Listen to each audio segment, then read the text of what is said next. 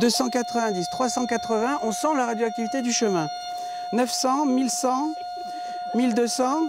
Un taux de radioactivité qui grimpe en flèche dès que l'on arrive au-dessus de ce chemin de Saint-Julien-au-Bois, 10 à 20 fois supérieur aux normes autorisées.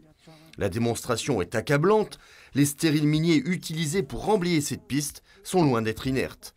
Des stériles issus de l'exploitation des mines d'uranium locales et que l'on retrouve aussi dans les cours des bâtiments, voire même dans ces derniers, et c'est bien là le problème. C'est un risque qui est cumulatif. On est dans ce qu'on appelle les faibles doses, c'est-à-dire que les gens ne vont pas avoir des maladies demain, mais à force d'accumuler cette radioactivité, ça augmente les risques de cancer en particulier à long terme. Une irradiation au quotidien que dénonce l'association Agir autrement pour la Xainterie. Pas facile de faire prendre conscience aux habitants du risque qu'ils encourent, d'où ces mesures sur le terrain.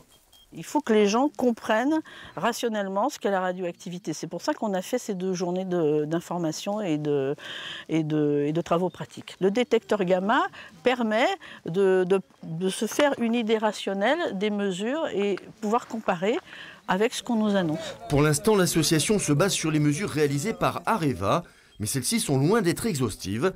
Elle lance donc un appel aux citoyens pour recueillir les témoignages d'utilisation de ces stériles miniers. Objectif, dresser une cartographie précise des zones contaminées. Restera ensuite peut-être le plus difficile, convaincre les élus locaux de faire pression sur Areva pour nettoyer les sites.